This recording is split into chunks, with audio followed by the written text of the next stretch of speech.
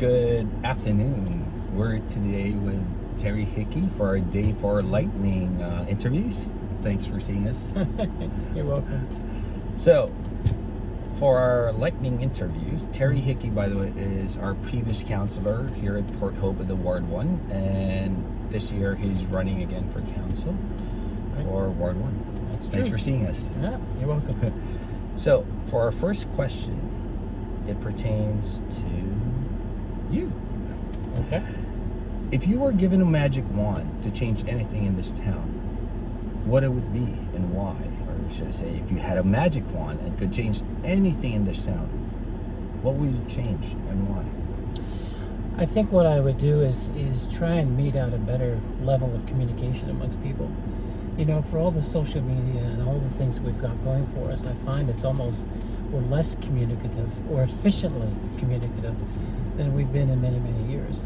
And everything I've seen from people just points out to the fact that people just aren't talking to other people, or they're talking around them, or they're assuming they're being spoken to from someone else. So that's number one. All right. And then for our second question, about businesses and environmental.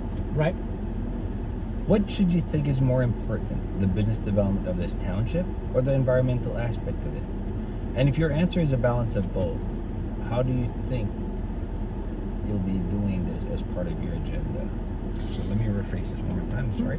What do you think is more important, the business development of our municipality or the environmental concerns of the residents, to be specific?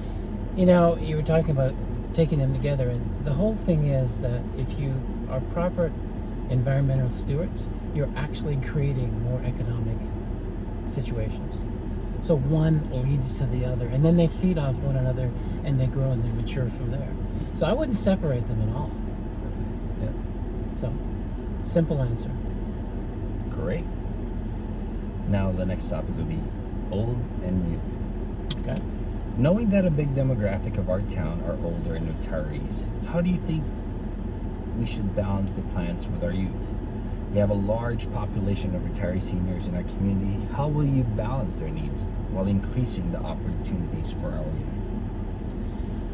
Well, one thing that we're finding now is that we're actually bringing more young people into town, into the community rather, more young families. So there's going to have to be a continued emphasis on support for youth. By the same token, you know, we're now doing things like building a new center for seniors in town. So I think that it's a matter of taking a look at the point that we've got two diverse groups who in essence want the same thing. They want to be able to come together, they want to be able to do things together. And I think we're generally on the right track to do that. I think it's very much more of the same. I don't think we have to go and look for new inventions or reinventing the wheel, shall we speak. For my next topic, First Nations. Mm-hmm. Do you have a truth and reconciliation plan with the Indigenous people? If so, what's your agenda on this? What are your plans to help our community participate in reconciliation with Indigenous people? I wish I could give you a definitive answer on that. Do I have one personally? No, I don't. I know that there's a strong movement right now to Indigenous recognition. I know the church to which I belong is very big on it. Every service, every Sunday, there is a moment at that time. I think it behooves us to pay more attention to the Indigenous community as a part of the community, not as a separate entity. And I think that's what happens if we take a look at something as being separate, then it's always going to be different. So engagement, I think, is really important. Okay. And for our final question, for our rapid fire lightning strikes, corporations and people.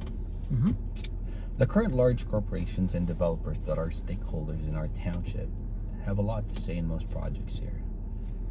How can you make sure that the local residents' interests are met? Or let me rephrase it again. At present, actually, there are large corporations and developers with the influence and resources to have their say about most projects here. Can you balance corporate interests in the interests of the residents and ensure that people who live here are also heard?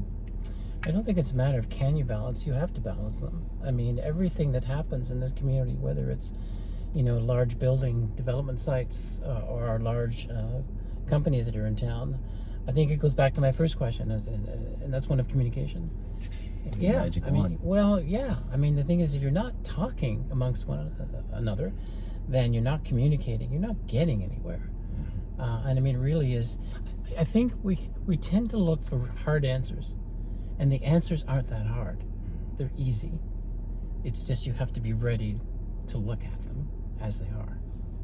Well, that's pretty much it. All right. Thank you very much for your You're time welcome. there. Appreciate it.